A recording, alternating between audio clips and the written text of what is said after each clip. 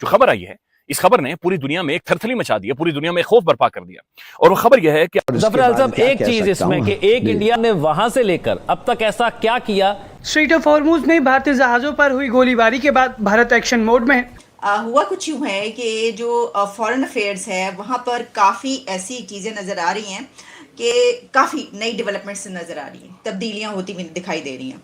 अभी न्यूज़ आया एक कि ईरान से एक टैंकर आया था भारत की तरफ, जिसके अंदर 2 million barrels of crude oil था और वो साइलेंटली भारत पहुंचा। डेस्टिनेशन था भारत के जो हमारे रिफाइनरीज हैं, और सडनली इसके बाद हमने उस शिप्स को वापस भेज दिया।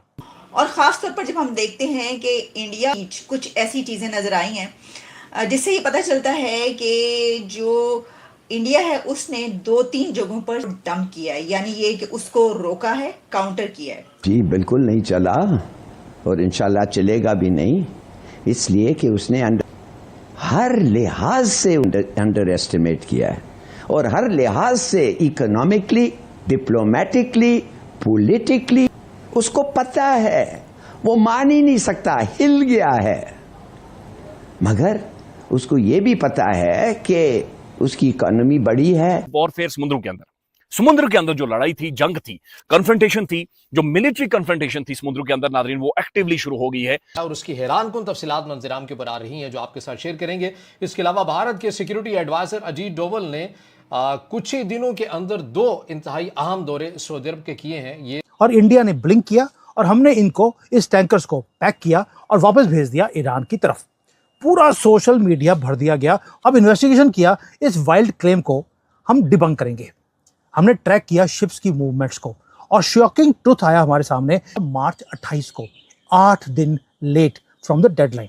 इसलिए जब ये 8 दिन के बाद हमारे पास पहुंचा इतना बड़ा फॉर्च्यून, यानी कि क्रूड ऑयल लेकर, ये बन गया radio active material, forbidden cargo, जिसको कोई टच नहीं करेगा। इसलिए इंडियन रिफाइनरीज ने तेल तो खरीदा, हमने ऑफलोड करना मना कर दिया।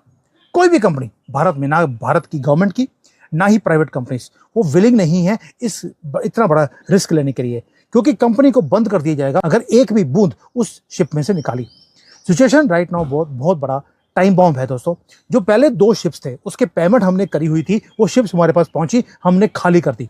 लेकिन जो तीसरी शिप है वो हमने खाली नहीं होने दी। अब आपको मालूम है 2-3 रीजन और हैं। इस्लामाबाद के अंदर वही टेररिस्ट कंट्री जिन्होंने क्लोज डोर्स में बैठकर हाई स्टेक्स की मीटिंग करी यूएसए और ईरान के बीच में, वो फेल हो गई। अब फेल्ड कंट्री में फेल्ड जो मार्शल है उसके सामने एक पीस डील साइन की जाएगी, वो फेल होनी ही थी। तो हुआ क्या, जो डिप्लोमेटिक रूट है वो बंद हो गया। डॉक्टर साहब, बड़ी कमाल की नस्ल है आपकी और हमारी। हमने स्टालिनिज्म का इन्हदाम देखा, यूनिपोलर दुनिया देखी इमर्ज कर रही है।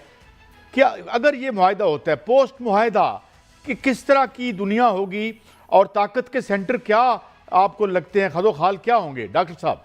काजी साहब, इसके बारे में अभी कुछ कहना तो मुश्किल है, लेकिन बाहर जो चीज नजर आ रही है, लेकिन 2-3 बातें कि ये जो इंडिया और रशिया ने reciprocal exchange of logistic agreement sign किया है, ये इन्होंने साइन 2025 में किया था। रशिया की स्टेट डोमा ने इसको जो है वो रेटिफाई भी किया हुआ है। ये क्यों इन्होंने किया है? उधर से अमेरिका के साथ भी लिमोआ भी किया हुआ है, बाकी भी काम कासा भी किया हुआ है, दिस दैट भी किया हुआ है। ये क्या हुआ, क्या है, आप इसको क्या देखते हैं? क्योंकि आप इंडियन ओशन रीजन के अंदर जो पोर्ट्स हैं वो रशियन इस्तेमाल कर सकते हैं, इंडियन जो हैं वो आर्कटिक फैसिलिटीज इस्तेमाल कर सकते हैं। What do you make of that, एक जो इंडिया ने ये डील की है रशिया के साथ? देखिए,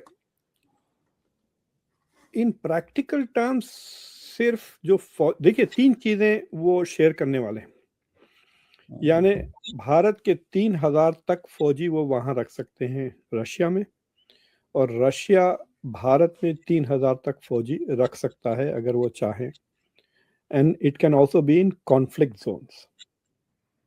तो सोचिए आप, गिलगित बल्तिस्तान के बॉर्डर पर रशिया के 3000 फौजी तैनात हो, इट कैन हैपन। लेकिन उसका मतलब यह होगा, अगर इंडिया रिक्वेस्ट करती कि आप यहाँ पर लोकेट करें अपने फौजी को, तो रशिया कहेगा ठीक है, तुम यूक्रेन के बॉर्डर पे आ जाओ। तो but technically that is part of it. 3000 फौजी, 10 हवाई जहाज और 5 बोट्स। तो फॉर एग्जाम्पल एक नई जंग शुरू होने वाली है, या कंपटीशन आप कह सकते हैं, फॉर द आर्कटिक। आर्कटिक का जो चाइना, रशिया, अमेरिका और यूरोप के बीच में जो मुकाबला चल रहा है to dominate the North Pole का रीजन, भारत के पास कोई एक्सेस नहीं है। अब भारत को मिल जाएगा एक्सेस अगर भारत अपनी रिसर्च शिप्स या नेवी के शिप्स रशियन पोर्ट्स में, वो भी नॉर्दर्न पोर्ट्स में तैनात कर सकता है। If India wants access, so they will have that. तो इंडिया के लिए it's a major strategic development. देखिए, अगर भारत 2 साल पहले की बात करता हूँ, अगर भारत के 2 पानी जो हमारे रोल मॉडल्स होते हैं, जिनको हम कहते हैं पब्लिक फिगर, जिनमें सियासतदान भी होते हैं, तज्जियाकार भी होते हैं, टीवी पे आने वाले लोग भी होते हैं, जिनको हम सुनते हैं, लिखने वाले लोग होते हैं, राइटर्स होते हैं, तो अगर वो लोग रोल मॉडल्स बन जाएं तो लोग उनको फॉलो करेंगे। हमारे यहाँ रोल मॉडल्स कैसे हैं? जो टीवी पर आते हैं, माजरत के साथ सियासतदानों की बात करें, किस तरह की लैंग्वेज का इस्तेमाल किया जाता है, तो जो यंगस्टर्स हैं, टीनएजर्स हैं, उनको देख कर क्या सीखेंगे? रोल मॉडल किसको समझा जाए, क्या किया जाए, किसको देखा जाए, किसको फॉलो किया जाए? ये भी एक बड़ा सब्जेक्ट है, इस पे बड़ी डिबेट की जरूरत है। देखें, बात सुने, नहीं कोई डिबेट शिबेट नहीं, सादा सा काम है बेटा। अगर बात समझ में आ जाए तो ठीक है। जिसने नहीं करनी, जो बदनीयत है, जिसके अंदर खोट है, जो कमजोर है, वो बददियानत है, खाइन है, उसके लिए रोल मॉडल चाहिए। जा रहे हैं कहीं भी रशियन पोर्ट्स में, अगर वो इजाजत मांगे तो वो मिल जाएगी ना उनको। Russia is not going to object कि ठीक है आपके 2 रुके, 3 रुके, 5, तो 5 तक। So, but now India can formally have a base, और ये तीनों लेवल पे है, मिलिट्री, नेवी और एयरफोर्स।